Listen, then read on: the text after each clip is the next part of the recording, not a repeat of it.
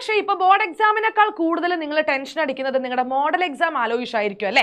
അതായത് നമുക്കിപ്പോ ലൈവിന്റെയും അതേപോലെ തന്നെ നമ്മുടെ കോണ്ടന്റ് വീഡിയോസിന്റെയും ഒക്കെ കമന്റ് ആയിട്ട് കുട്ടികൾ ബോർഡ് എക്സാമിനല്ല, അതായത് മോഡൽ എക്സാമിന് ഒരു നല്ല സ്റ്റഡി പ്ലാൻ അല്ലെങ്കിൽ ഒരു പെർഫെക്റ്റ് സ്റ്റഡി പ്ലാൻ തരുമോ എന്ന് ചോദിക്കുന്നത്. കുറച്ച് ദിവസങ്ങളേ ഉള്ളൂ. അപ്പൊ മിസ് ഞങ്ങൾ എങ്ങനെയാണ് പഠിക്കേണ്ടത്, ഏത് രീതിയിൽ പഠിച്ചാലാണ് നമുക്ക് മോഡൽ എക്സാം ഒന്ന് നന്നായിട്ട് എഴുതാൻ പറ്റുക എന്നുള്ള കൺഫ്യൂഷൻ ആയിരിക്കും ഒരുപാട് പേർക്ക് ഉണ്ടായിരിക്കാം. അപ്പൊ ശരിക്കും പറഞ്ഞാൽ നിങ്ങൾക്കുള്ളൊരു പെർഫെക്റ്റ് സ്റ്റഡി പ്ലാനുമായിട്ടാണ് ഞങ്ങൾ വന്നിട്ടുള്ളത്. യെസ്, ഇപ്പൊ ഇവരുടെ മോഡൽ എക്സാം സ്റ്റാർട്ട് ചെയ്യുന്നത് 17-ാം തീയതിയാണ്. അതായത് നമ്മൾ കൃത്യമായിട്ട് പറയുകയാണെങ്കിൽ കറക്റ്റ് 10 ദിവസം മാത്രമേ നമ്മുടെ മുന്നിലുള്ളൂ. സോ ഒരു 10 days ചലഞ്ച് ആണ് നമ്മൾ മുന്നോട്ടേക്ക് വെക്കാൻ പോകുന്നത്.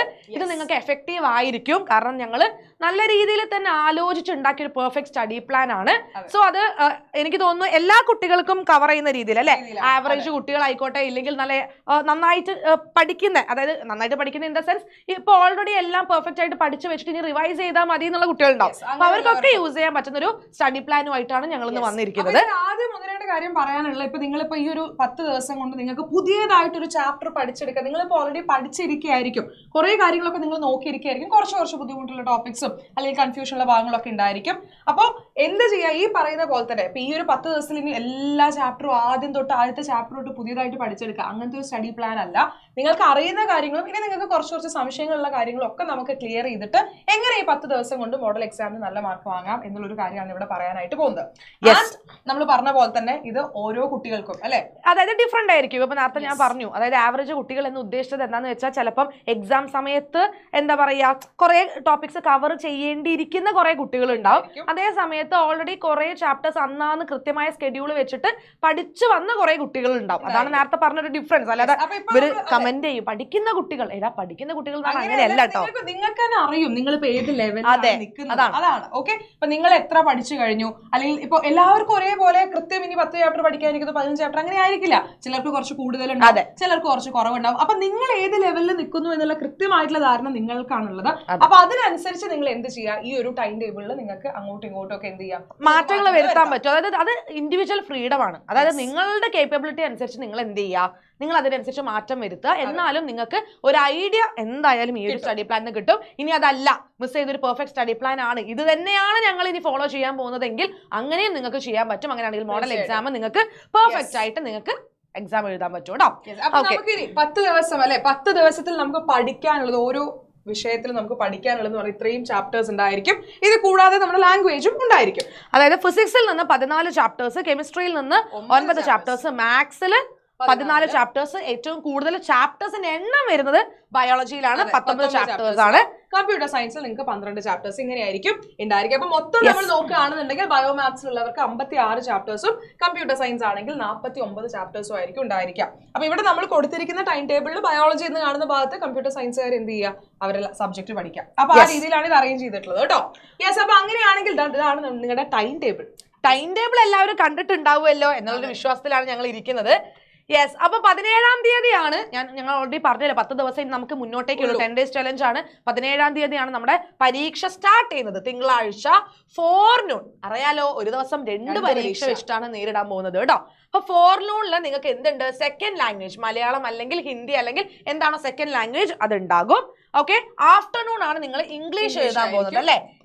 18-ാം തീയതി ആയിരിക്കും നിങ്ങൾക്ക് കെമിസ്ട്രി വരുന്നുണ്ടായിരിക്കുക. അതേ ദിവസം തന്നെ നിങ്ങൾക്ക് എന്തുണ്ടായിരിക്കും, ഉച്ചയ്ക്ക് ബയോളജി ഉണ്ടാവും. അപ്പൊ കെമിസ്ട്രിയും ബയോളജിയും കുറെ ചാപ്റ്റേഴ്സ് പഠിക്കേണ്ടതായിട്ടുള്ള 2 സബ്ജക്റ്റുകൾ ഒരുമിച്ച് വന്നിരിക്കുകയാണ് അല്ലേ. 19-ാം തീയതി ശരിക്കും നിങ്ങൾക്ക് ഓഫാണ്. അതെ, കാരണം എന്താണെന്ന് വെച്ചാൽ 19-ാം തീയതി നോക്കിക്ക് ഇപ്പൊ ബയോസയൻസ് ആയാലും കമ്പ്യൂട്ടർ സയൻസ് ആയാലും നിങ്ങൾ നോക്കേണ്ട ആവശ്യമില്ല, നിങ്ങൾക്ക് ഓഫാണ്. സോ ഈ ഒരു ദിവസം നമുക്ക് വിട്ടേക്കാം. ഒരു ദിവസം ഗ്യാപ്പ് കിട്ടിയിട്ടുണ്ട് അടുത്ത പരീക്ഷയ്ക്ക് വേണ്ടിയിട്ട്. യെസ്, അപ്പൊ 20-ാം തീയതിയാണ് നിങ്ങളുടെ കമ്പ്യൂട്ടർ സയൻസിന്റെ എക്സാം ഉണ്ടായിരിക്കുക. അന്നും എനിക്ക് തോന്നുന്നു ബയോമാത്സുകാർക്ക് അന്നും ശരിക്കും പറഞ്ഞാൽ ഒഴിവാണ് അല്ലെ. അതെ, ഒഴിവാണ്. നിങ്ങൾക്കും ഒരു ദിവസം ഗ്യാപ്പ് കിട്ടി, കമ്പ്യൂട്ടർ സയൻസുകാർക്ക് അന്ന് ഉണ്ടായിരിക്കും. അപ്പൊ ബയോ സയൻസുകാർ നേരിടാൻ പോകുന്നത് ഫിസിക്സ് മാത്രമാണ്, അവർക്ക് അത് മാത്രമേ പഠിക്കേണ്ടുള്ളൂ. അപ്പൊ ശരിക്കും പറഞ്ഞാൽ 20 തന്നെയാണ്, സോറി. അപ്പൊ ഒഴിവല്ല, നിങ്ങൾക്ക് ഫിസിക്സ് ഉണ്ടായിരിക്കും. അതായത് ആ ഒരു ഫോർനൂൺ അവർക്ക് ഒഴിവാണ്. അതായത് ഫോർനൂണിലും നിങ്ങൾക്ക് എന്ത് ചെയ്യാൻ പറ്റും, ഫിസിക്സിന് വേണ്ടിയിട്ടുള്ള സമയം കണ്ടെത്താനായിട്ട് പറ്റും. 20-ാം തീയതി കഴിഞ്ഞാൽ 21-ാം തീയതി ഒരൊറ്റ പരീക്ഷ മാത്രമേ ഉള്ളൂ, ഫോർനൂണ് മാത്തമാറ്റിക്സ്. ഓക്കെ, അപ്പൊ ഈ 19-ാം തീയതി എന്ന് പറയുന്ന ദിവസം കൂടി നിങ്ങൾക്ക് ഫിസിക്സും മാത്സും ഒക്കെ കവർ ചെയ്യാനായിട്ട് എടുക്കാം. അതിൽ തന്നെ നമ്മൾ പ്രിഫർ ചെയ്യുന്നത് 19-ാം തീയതി നിങ്ങൾ കൂടുതൽ സമയം മാത്സിന് കണ്ടെത്തുക. കാരണം നിങ്ങൾക്ക് 20-ാം തീയതി രാവിലെ ഫിസിക്സ് പഠിക്കാനുള്ള സമയം നിങ്ങൾക്ക് അവിടെ കിട്ടും. ഓക്കെ, രാവിലെ മാത്സ് പഠിക്കൽ നടക്കില്ല അല്ലെ? അപ്പൊ ആ രീതിയിൽ വേണം നിങ്ങൾ പ്ലാൻ ചെയ്യാനായിട്ട്. അപ്പൊ ഇത്രയും പെട്ടെന്ന് എക്സാം തുടങ്ങുമ്പോഴേക്കും കഴിയും, അത്രയും അടുത്താണ് എക്സാം ഉള്ളത്. അപ്പൊ എങ്ങനെയാണ് നിങ്ങൾക്ക് ഈ ഒരു എന്താ പറയാ 5 ദിവസത്തേക്ക് ഏത് രീതിയിൽ നിങ്ങൾക്ക് പ്ലാൻ ചെയ്യാം എന്നുള്ളതാണ് നമ്മൾ പറയാനായിട്ട് പോകുന്നത്. ഓക്കെ, അപ്പൊ ഓരോ ദിവസവും എത്ര സബ്ജക്ട് പഠിക്കുന്നത്? അതായത് ഓരോ ദിവസം പൊതുവേ കുട്ടികൾ ഇപ്പൊ 3 സബ്ജക്ട് എന്നൊക്കെ പറഞ്ഞാൽ ചില പറയല് പൊങ്കാലയായിരിക്കും.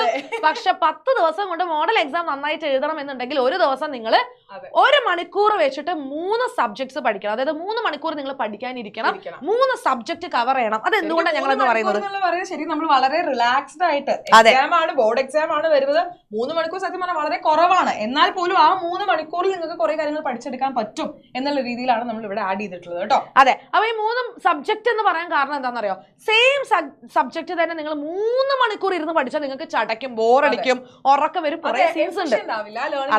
നിങ്ങൾ വെറുതെ 3 മണിക്കൂർ വായിക്കുന്നല്ലാണ്ട് അതിലൊരു 1 മണിക്കൂർ 1.5 മണിക്കൂർ പഠിക്കുന്ന തലയ്ക്കകത്തേക്ക് കയറുള്ളൂ. അപ്പൊ നേരെ മറിച്ച് 3 ഡിഫറെന്റ് സബ്ജക്ട്സ് ആവുമ്പോൾ നിങ്ങൾ 3 കാര്യങ്ങളാണ് പഠിക്കാൻ പോകുന്നത്. ഹാർഡ് വർക്ക് മാത്രമല്ല വേണ്ടത്, സ്മാർട്ട് വർക്ക് ആണ് നമ്മൾ ഇവിടെ നോക്കേണ്ടത് കേട്ടോ. അപ്പൊ 6:30 ഇവര് സ്റ്റാർട്ട് ചെയ്യാം. കാരണം എന്താണെന്ന് വെച്ചാൽ ഉറക്കം ഭയങ്കര ഇമ്പോർട്ടന്റ് ആണ്. കൃത്യമായിട്ട് നിങ്ങൾക്ക് 7 അല്ലെങ്കിൽ 8 hours സ്ലീപ്പ് വേണം, അറ്റ്ലീസ്റ്റ് 6 വേണം അല്ലെ? ഓക്കെ, അപ്പൊ 10 മണിക്ക് നിങ്ങൾക്ക് എന്തായാലും നിർത്തണം. അപ്പൊ അങ്ങനെയാണെങ്കിൽ 6:30 തുടങ്ങണം. അപ്പൊ ഇപ്പൊ നമ്മൾ നോക്കുകയാണെങ്കിൽ 6:30, 7:30, 8:30, 9:30, 10 3.5 മണിക്കൂർ വന്നു. അത് എന്തിനാന്ന് വെച്ചാൽ അതായത് അരമണിക്കൂർ ബ്രേക്ക്. അതായത് നിങ്ങൾ ഒരിക്കലും ഒരു 9 മണി 9 ആയിട്ട് ഭക്ഷണം കഴിക്കാൻ 8-8:30 തന്നെ ഫുഡ് കഴിക്കണം. നേരത്തെ തന്നെ ഡിന്നർ കഴിക്കാനായിട്ട് ശ്രദ്ധിക്കുക. കാരണം അതൊക്കെ ശരിക്കും മാറ്റർ ചെയ്യും, നിങ്ങളുടെ ഉറക്കത്തിനെയും എല്ലാത്തിനെയും അത് ബാധിക്കും. അപ്പൊ നേരത്തെ തന്നെ 8 മണിയാകുമ്പോഴേക്കും ഡിന്നർ കഴിക്കുക. കാരണം പിന്നെ അത് കഴിഞ്ഞ് 2-2.5 മണിക്കൂർ കഴിഞ്ഞ് നിങ്ങൾ ഉറങ്ങുള്ളൂ. അപ്പൊ ഡൈജഷനുള്ള സമയമൊക്കെ ആയി. അപ്പൊ ആ രീതിയിൽ വേണം പ്ലാൻ ചെയ്യാൻ കേട്ടോ. അപ്പം ഇനി ഒരു കാര്യം കൂടി വേണമെങ്കിൽ നിങ്ങൾക്ക് ഇങ്ങനെ ചെയ്യാം. കുറെ പേര് അങ്ങനെ ചെയ്യും, 6 തൊട്ട് 9 ആകുമ്പോഴേക്കും എല്ലാം തീർത്ത് 9 ഭക്ഷണം കഴിച്ച് 10 മണി അപ്പൊ എല്ലാം കഴിഞ്ഞല്ലോ എന്ന്. അതിനേക്കാൾ നല്ലത് ചെറിയൊരു ബ്രേക്ക് എടുക്കുന്നത് നിങ്ങൾക്ക് പഠിക്കാനും ഹെൽപ്പ് ചെയ്യും. അല്ലെങ്കിൽ ഇങ്ങനെയും ചെയ്യാം, ഒരു 55 മിനിറ്റോ 50 മിനിറ്റോ പഠിച്ചിട്ട് 5-10 മിനിറ്റ് ഓരോ സബ്ജക്ട് കഴിയുമ്പോൾ നിങ്ങൾക്ക് ഒന്ന് റിഫ്രഷ് ചെയ്യാനായിട്ട് എടുക്കാം. കാരണം എന്താണെന്ന് വെച്ചാൽ ഒന്ന് റിലാക്സ്ഡ് ആയിട്ട് നിങ്ങൾ അടുത്ത സബ്ജക്റ്റിലേക്ക് സ്വിച്ച് ചെയ്യാൻ പാടുള്ളൂ. അതുകൊണ്ട് നിങ്ങൾക്ക് അങ്ങനെയും ചെയ്യാം. അപ്പം ഞങ്ങൾ 6:30 എന്ന് പറയാൻ കാരണം ലൈക്ക് ആ ഒരു ടൈം മുതലേ എല്ലാ കുട്ടികളും പഠിക്കാൻ പ്രിഫർ ചെയ്യുള്ളൂ. നേരത്തെ ഇരുന്ന് പഠിക്കുന്ന കുട്ടികൾ കുറവായിരിക്കും. അതുകൊണ്ടാണ് ആ ഒരു സമയം നമ്മൾ പറയുന്നത് കേട്ടോ. അപ്പൊ മോർണിംഗ് എന്താ ചെയ്യാന്നുണ്ടാവും? അപ്പൊ മോർണിംഗ് നിങ്ങൾക്ക് എന്ത് ചെയ്യാം? അപ്പൊ മോർണിംഗ് നിങ്ങൾക്ക് റിവൈസ് ചെയ്യാം, നിങ്ങൾ പഠിച്ച കാര്യങ്ങൾ നിങ്ങൾക്ക് റിവൈസ് ചെയ്യാം. ഓക്കെ, അപ്പൊ അതിനുള്ള ഒരു സമയമാണ് മോർണിംഗ്. നിങ്ങൾ നേരത്തെ എഴുന്നേക്കും, 6 മണിക്ക് എഴുന്നേക്കും എന്ന് പറയുമ്പോൾ ശരിക്കും 6 തൊട്ട് ഒരു 8 മണി വരെ നിങ്ങൾക്ക് സുഖമായിട്ട് സമയം കിട്ടും.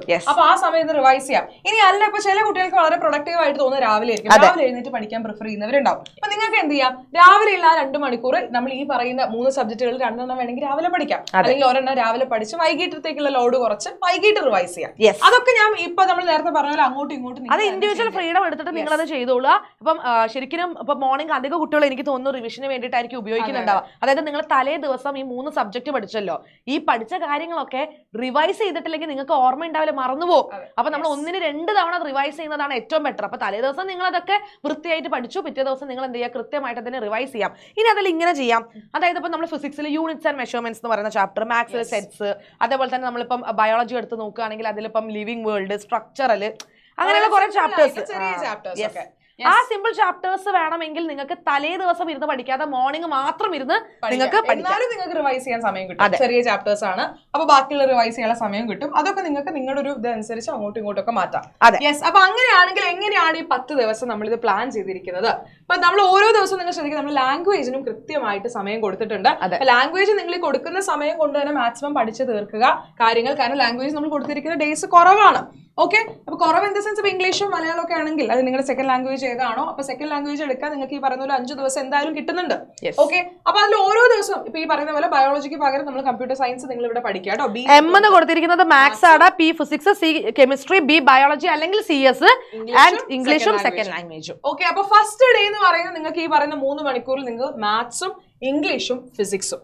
ഓക്കെ, ആൻഡ് സെക്കൻഡ് ഡേയിലേക്ക് വരുമ്പോൾ ബയോളജി, മാത്സ്, ബയോളജി. ഇപ്പൊ ഇതിങ്ങനെ ചില കാര്യങ്ങൾ നമ്മൾ അങ്ങോട്ടും ഇങ്ങോട്ടും ഷഫിൾ ചെയ്ത്, കാരണം കുറച്ച് പേർക്ക് എനിക്ക് തോന്നുന്നു അധികം ആളുകൾക്കും ബയോളജി കുറച്ചും കൂടി ഈസി ആയിട്ട് കാണുന്ന ആൾക്കാരുണ്ടാവും. അപ്പൊ അവർക്ക് ശരിക്കും പറഞ്ഞാൽ ടഫ് ആയിട്ടുള്ള മാത്സ് പഠിക്കുന്നതിന്റെ കൂടെ കുറച്ചും കൂടി റിലാക്സ് ആവാൻ വേണ്ടിയിട്ടാണ് നമ്മൾ ശരിക്കും നമ്മളിവിടെ ലാംഗ്വേജുകൾ തുടക്കത്തിലൊക്കെ ഇട്ടിരിക്കുന്നതും അതുകൊണ്ട് തന്നെയാണ്. കാരണം എന്താണെന്ന് വെച്ചാൽ തുടക്കത്തിൽ തന്നെ നിങ്ങൾക്ക് ഹെവി ആയിട്ട് ഇരുന്ന് പഠിച്ച് എല്ലാം കൂടി അങ്ങോട്ട് പെർഫെക്റ്റ് ആക്കാൻ പറ്റില്ല. അപ്പൊ തുടക്കത്തിലേ നിങ്ങൾക്ക് ആ ചടപ്പ് ഉണ്ടാവരുത്.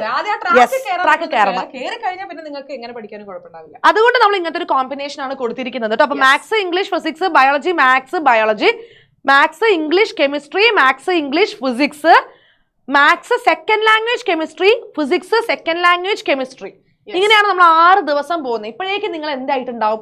ട്രാക്കിലായിട്ടുണ്ടാവും. ആഴ്ചയിൽ നിങ്ങൾ കയറും, നിങ്ങൾ പഠിക്കാനുള്ള ഒരു സാധനം നിങ്ങൾക്ക് വരും. ഓക്കെ, അത് കഴിഞ്ഞ് പിന്നെ 7ാമത്തെ ദിവസം തൊട്ട് physics biology maths, physics biology maths, maths biology chemistry and physics chemistry maths. ഇങ്ങനെയായിരിക്കും. കുറച്ചും കൂടി പാക്ക് ഡൗൺ ദ സെൻസ് നിങ്ങൾക്ക് അവിടെ ലാംഗ്വേജുകൾ അധികം ഉണ്ടാവില്ല. പക്ഷേ ഈ പറയുന്ന പോലെ തന്നെ ഇതിലെത്തുമ്പോഴേക്കും നിങ്ങൾക്ക് ഇതൊക്കെ പഠിക്കാൻ പറ്റും. നിങ്ങൾ ആ ലെവലിലേക്ക് എത്തും. ടെൻഷൻ അടിക്കാനൊന്നുമില്ല. അപ്പോ ഇപ്പൊ പറഞ്ഞ പോലെ തന്നെ നിങ്ങളുടെ ഒരു ലെവല് നിങ്ങൾക്ക് ഓരോ ചാപ്റ്ററിന്റെയും ഒരു എന്താ പറയാ ഡിഫിക്കൽട്ട് എത്രത്തോളം ഡിഫിക്കൽട്ട് ആയിട്ട് തോന്നുന്നുണ്ട് എന്നുള്ളതൊക്കെ അനുസരിച്ച് നിങ്ങൾക്ക് ഇത് അങ്ങോട്ടും ഇങ്ങോട്ടും മാറ്റാനായിട്ട് പറ്റും. അതായത് നിങ്ങൾ ചിലപ്പോൾ കെമിസ്ട്രിയിൽ നിങ്ങൾ കുറെ ചാപ്റ്റേഴ്സ് പഠിച്ചിട്ടുണ്ടാവും, ചിലപ്പോൾ നിങ്ങൾ ഫിസിക്സിൽ അത്രയും ചാപ്റ്റേഴ്സ് കംപ്ലീറ്റ് ചെയ്തിട്ടുണ്ടാവില്ല. അപ്പൊ നിങ്ങൾ എന്ത് ചെയ്യുക? അത് മാറ്റിയിട്ട് കെമിസ്ട്രിന്റെ സ്ഥാനത്ത് നിങ്ങൾക്ക് അവിടെ എന്തിനു പ്ലേസ് ചെയ്യാൻ പറ്റും? അല്ലെ, ഫിസിക്സ് പ്ലേസ് ചെയ്യാൻ പറ്റും. അതുപോലെ നിങ്ങൾക്ക് ഏത് സബ്ജക്റ്റും ചെയ്യാം. ഇനിയിപ്പോ ലാംഗ്വേജിന് ഒട്ടും നിങ്ങൾക്ക് ഇവിടെ ഒരു ടൈം ടേബിൾ സ്ഥാനമേ വേണ്ടെന്നാണെങ്കിൽ ലാംഗ്വേജ് ഒഴിവാക്കിക്കോളൂ. പക്ഷെ അപ്പോഴും ശ്രദ്ധിക്കുക, സെക്കൻഡ് ലാംഗ്വേജ് നിങ്ങൾ എന്തായാലും നല്ല മാർക്ക് വാങ്ങും, എല്ലാവരും വാങ്ങും. പക്ഷെ ഇംഗ്ലീഷിൽ A+ ഒക്കെ പോവാൻ ചാൻസ് ഉള്ളത് കൊണ്ട് ഇംഗ്ലീഷിലെ ചില കാര്യങ്ങൾ, ഇപ്പൊ റിപ്പോർട്ടഡ് സ്പീച്ചോ അല്ലെങ്കിൽ എന്താ പറയാ, അങ്ങനെ കുറെ സംഭവങ്ങളുണ്ട് അല്ലെ. എന്തും ആയിക്കോട്ടെ, അത് പ്രാക്ടീസ് ചെയ്യാൻ നിങ്ങൾ കുറച്ച് സമയം എടുക്കണം. അതുകൊണ്ടാണ് നമ്മൾ ഇംഗ്ലീഷിന് ഒരു 3 അവർ വെച്ചിട്ട് ഇവിടെ കൊടുത്തിരിക്കുന്നത്. പക്ഷെ ആ 3 അവർ കൊണ്ട് നിങ്ങൾക്ക് മാക്സിമം ചെയ്യാൻ പറ്റുന്നത് നിങ്ങൾ ചെയ്യാന്നുള്ളതാണ്. ഇനി അതല്ല, ഇവിടെ നിങ്ങൾക്ക് സെക്കൻഡ് ലാംഗ്വേജ് വേണ്ട, ഇംഗ്ലീഷ് വേണ്ട, അപ്പൊ അതിന് വേണ്ടി മാത്രം നിങ്ങൾ മോർണിംഗ് കണ്ടെത്തിക്കോളൂ. എന്നിട്ട് മെയിൻ സബ്ജക്ട്സ് ഒക്കെ നിങ്ങൾ തലേ ദിവസം പഠിക്കാം. ഇനി അല്ലെങ്കിൽ റിവേഴ്സ് ആയിട്ട് നിങ്ങൾക്ക് ചെയ്യാട്ടോ. നിങ്ങളുടെ ഫ്രീഡം നമ്മൾ നിങ്ങൾക്ക് നിങ്ങൾക്ക് തരാനായിട്ട് ഒരു പ്ലാൻ ഉണ്ടാക്കിയെന്ന് മാത്രം. ഇതിൽ എന്തൊക്കെ മാറ്റം വരുത്തുന്നത് നിങ്ങൾ ഓരോരുത്തരും തന്നെയാണ് ഡിസൈഡ് ചെയ്യുക. ഇങ്ങനെ തന്നെ പഠിക്കണം എന്നൊരു നിർബന്ധമില്ല. നിങ്ങൾക്ക് അങ്ങോട്ടും ഇങ്ങോട്ടും മാറ്റാം. അപ്പൊ ഈ പ്ലാൻ പ്രകാരം നമ്മൾ പറയുകയാണെങ്കിൽ 6ാം തീയതി ആവുമ്പോഴേക്ക് ശരിക്കും പറഞ്ഞാൽ ഇവർ ലാംഗ്വേജ് ഇപ്പൊ ഇംഗ്ലീഷ് ആയിക്കോട്ടെ, മലയാളം, ഹിന്ദി ആയിക്കോട്ടെ, അത് കഴിഞ്ഞിട്ടുണ്ട്. പിന്നെ അത് കഴിഞ്ഞാൽ മെയിൻ സബ്ജക്ട്സ് ആണ് വരുന്നത്. പിന്നെ നിങ്ങൾ ശ്രദ്ധിച്ചിട്ടുണ്ടാവും, ഫിസിക്സും മാത്സും അടുപ്പിച്ച് നമ്മൾ കൊടുത്തിട്ടുണ്ടാവില്ല അല്ലെ. കാരണം ടഫ് സബ്ജക്റ്റുകൾ അടുത്തടുത്ത് പഠിക്കുമ്പോൾ നിങ്ങൾക്ക് ഭയങ്കരമായിട്ടുള്ള ഒരു ബുദ്ധിമുട്ടുണ്ടാവും. അപ്പൊ ടഫ്, സിമ്പിൾ, ടഫ് അല്ലെ, ആ രീതിയിൽ പോവാ. ഇനിയിപ്പോ മാത്സ് മാത്രം പഠിക്കാനിരിക്കുകയാണെങ്കിൽ നിങ്ങൾ 2 അവർ മാത്സിന് എടുത്താൽ നിങ്ങൾ അടുത്തത് ബയോളജിയോ ലാംഗ്വേജോ മാത്രം എടുക്കാനായിട്ട് ശ്രദ്ധിക്കുക അല്ലെ. അത് വളരെ ഇമ്പോർട്ടന്റ് ആയിട്ടുള്ള കാര്യമാണ് കേട്ടോ. യെസ്, ആൻഡ് നമ്മൾ ഈ പറയുന്ന പോലെ തന്നെ നമുക്കിപ്പോ നമ്മൾ മൊത്തം നോക്കുകയാണെന്നുണ്ടെങ്കിൽ മാത്സിന് നിങ്ങൾ 9 ദിവസം, ഫിസിക്സിന് 6 ദിവസം, കെമിസ്ട്രിക്ക് 5 ദിവസം, ബയോളജി അല്ലെങ്കിൽ കമ്പ്യൂട്ടർ സയൻസിന് 5 ദിവസം, ഇംഗ്ലീഷിന് 3, ലാംഗ്വേജിന് 2. ഈ രീതിയിലാണ് അലോട്ട് ചെയ്തിട്ടുള്ളത്. അപ്പൊ ഇത് നമ്മൾ പറഞ്ഞു നിങ്ങൾക്ക് റീഷഫിൾ ചെയ്യാം, ഒരു കുഴപ്പമില്ല, അതിലൊന്നും ഒരു പ്രശ്നവും ഇല്ല. ഇനി നിങ്ങൾ പഠിക്കേണ്ട സമയത്ത് ശ്രദ്ധിക്കേണ്ട കാര്യം എന്താണ്? അതായത് നിങ്ങൾ എപ്പോൾ റിവൈസ് ചെയ്യുന്നു, നിങ്ങളൊരു കാര്യം പഠിച്ച് നിങ്ങൾ അത് റിവൈസ് ചെയ്യാനിരിക്കുമ്പോഴും നിങ്ങൾ ശ്രദ്ധിക്കേണ്ടത് എങ്ങനെ വേണം അതിൽ റിവിഷൻ കൊണ്ടുവരാനായിട്ട്. മാക്സിമം പ്രീവിയസ് ഇയർ ക്വസ്റ്റ്യൻസും ചെയ്യണം, കൂടാതെ NCERT ക്വസ്റ്റ്യൻസ്. പണ്ടൊക്കെ ആണെങ്കിൽ നമ്മൾ PYQ ഇങ്ങനെ പറഞ്ഞു കൊടുക്കാറാണ്. പക്ഷെ ഇപ്പൊ കെമിസ്ട്രിയിലും മാത്സിലും ഫിസിക്സിലും ഒക്കെ എന്ത് ചെയ്തിട്ടുണ്ട്, NCERTന്റെ ഉള്ളിലുള്ള ക്വസ്റ്റ്യൻസ് ചോദിച്ചു തുടങ്ങിയിട്ടുണ്ട് അല്ലെ. അപ്പൊ നിങ്ങൾ എന്ത് ചെയ്യുക, PYQ ചെയ്യുക. PYQ എന്തായാലും നമുക്ക് വേണം. അതായത് ഒരു 60% നിങ്ങൾ ഇപ്പൊ PYQ ചെയ്യുകയാണെങ്കിൽ നിങ്ങൾ NCERT 40% എങ്കിലും നിങ്ങൾ ചെയ്തേ പറ്റുള്ളൂ കേട്ടോ. നമുക്ക് പറയാൻ പറ്റില്ല. ഇപ്പൊ മോഡൽ എക്സാമിന്റെ പാറ്റേൺ എന്താണോ വരുന്നത് അതിനനുസരിച്ചേ ബോർഡ് എക്സാം വരുള്ളൂ. അപ്പൊ നമുക്ക് മോഡൽ എക്സാം എന്താണെന്ന് പ്രഡിക്ട് ചെയ്യാൻ പറ്റാത്തത് കൊണ്ടാണ് ഞങ്ങൾ ഇങ്ങനെ ഒരു കണക്ക് പറയുന്നത്. അപ്പൊ നിങ്ങൾ ഈ രീതിയിലെങ്കിലും പഠിക്കുക. അതേപോലെ മിസ്സേ PYQ എന്ന് പറയുമ്പോഴേ ഇപ്പൊ നമ്മളെ ക്വസ്റ്റ്യൻ പേപ്പറിന്റെ പാറ്റേൺ മാറിയല്ലോ. അതായത് പണ്ട് കോവിഡിന്റെ മുന്നേ ഉള്ള പാറ്റേണിലേക്ക് തിരിച്ചു വന്നിരിക്കുക. ഇവര് PYQ ചെയ്യുമ്പോൾ ഏകദേശം ഒരു 2012, 2013 മുതലുള്ള ക്വസ്റ്റ്യൻ പേപ്പേഴ്സിൽ നിന്നുള്ള ക്വസ്റ്റ്യൻസ് ആണ് ഇവര് ചെയ്യേണ്ടത്. ഓക്കെ, അപ്പൊ റിവൈസ് ചെയ്യുമ്പോൾ നിങ്ങൾക്ക് വേണമെങ്കിൽ ക്വസ്റ്റ്യൻസ് ചെയ്യാൻ മോർണിംഗ് ടൈം യൂസ് ചെയ്യാം. അപ്പൊ ഒന്നും കൂടി പെർഫെക്റ്റ് ആവും, തറോ ആവും അല്ലെ. റിവൈസ് ചെയ്യുമ്പോൾ എപ്പോഴും നിങ്ങൾ ക്വസ്റ്റ്യൻസ് വെച്ച് റിവൈസ് ചെയ്യാം. അപ്പൊ ഞാൻ പഠിച്ചു അതിന് ആ ടോപ്പിക് എന്താ, ഈ ടോപ്പിക് അങ്ങനെ പഠിക്കാതെ ക്വസ്റ്റ്യൻസ് വെച്ച് റിവൈസ് ചെയ്യാൻ നോക്കിയാൽ നിങ്ങൾ ക്വസ്റ്റ്യൻസും നിങ്ങൾക്ക് ഫെമിലിയർ ആയി, ടോപ്പിക് ഓൾറെഡി നിങ്ങൾ പഠിച്ചും കഴിഞ്ഞു. അപ്പൊ അതിന്റെ മുകളിൽ നിങ്ങൾക്ക് ഒരു ടെൻഷനും ഉണ്ടായിരിക്കില്ല. എനിക്കൊന്ന് സത്യം പറഞ്ഞ ഒരു പെർഫെക്റ്റ് സ്റ്റഡി പ്ലാൻ തന്നെയാണ്. ഇപ്പൊ ഞാൻ ഒരു കാര്യം കൂടി അതിൽ പറയാം. ചിലപ്പോൾ നിങ്ങൾക്ക് ഇപ്പോൾ 1-2 ചാപ്റ്റേഴ്സ് ചിലപ്പോൾ പെൻഡിങ് ഒക്കെ വരും, അത് ഉറപ്പായിട്ടും വരും. അപ്പൊ അങ്ങനെ വരികയാണ് വരികയാണെന്നുണ്ടെങ്കിൽ, കാരണം നമ്മളിപ്പോ വിചാരിച്ച പോലെ കൃത്യം 55 മിനിറ്റിൽ ഒരു ചാപ്റ്റർ എല്ലാ കാര്യം കഴിയണം നിർബന്ധമില്ല. അപ്പൊ അങ്ങനെ പെൻഡിങ് വരികയാണെങ്കിലും നിങ്ങൾ വറി ചെയ്യേണ്ട, നമുക്ക് സമയമുണ്ടെന്ന് വെച്ചാൽ നമ്മൾ ഫൈനൽ എക്സാം തുടങ്ങുന്നതിന് മുമ്പായിട്ട് നമുക്ക് ചെറിയ ഗ്യാപ്പ് സമയമുണ്ട്. അതുപോലെ തന്നെ അത് സബ്ജക്റ്റിന് പുറത്തിരിക്കും. അതായത് എക്സാമിന്റെ ഇടയിൽ വരുന്ന ഗ്യാപ്പിൽ നിങ്ങൾക്ക് എന്ത് ചെയ്യാൻ പറ്റും, നിങ്ങൾക്ക് ആ ഒരു സബ്ജക്ട് ഫില്ല് ചെയ്യാൻ പറ്റും. ഇപ്പൊ നിങ്ങൾക്ക് ഇതിൽ ഇപ്പം ഏറ്റവും കൂടുതൽ ഗ്യാപ്പ് ബോർഡ് എക്സാമിന് ഇപ്പൊ ബയോളജിക്കാണോ ഫിസിക്സിനാണോ നിങ്ങൾക്ക് അറിയാലോ, ടൈം ടേബിൾ നിങ്ങൾ കണ്ടിട്ടുണ്ടാവും. അപ്പൊ അങ്ങനെ ഗ്യാപ്പ് ഉള്ള സബ്ജക്റ്റിലുള്ള ചാപ്റ്റേഴ്സിനെ പെൻഡിങ് വെച്ചാലും നല്ലതാണ് അല്ലേ? കാരണം ഇപ്പൊ എന്തായാലും ഇപ്പൊ മോഡൽ എക്സാം ആണ്, അത് നന്നായിട്ട് എഴുതുക. അപ്പൊ ആനുവൽ ആകുമ്പോഴേക്കും നമുക്ക് ഇപ്പൊ മോഡലിൽ നിങ്ങൾക്ക് ഓർ ക്വസ്റ്റൻസ് ഉണ്ടായിരിക്കും. ഓർ ക്വസ്റ്റൻസ് വരുമ്പോൾ നിങ്ങൾക്ക് ആ രീതിയിൽ അത് എന്ത് ചെയ്യാൻ, ക്വസ്റ്റൻസ് ഒക്കെ അറ്റംപ്റ്റ് ചെയ്യാനായിട്ട് പറ്റും. അപ്പൊ ബാക്കിയുള്ള 1-2 ഇത് വന്നാലും നിങ്ങൾ പാനിക് ആവേണ്ട, ടെൻഷൻ ഒന്നും അടിക്കേണ്ട. നമുക്ക് ഫൈനൽ എക്സാം ആകുമ്പോഴേക്കും റെഡി ആക്കാനായിട്ട് പറ്റും.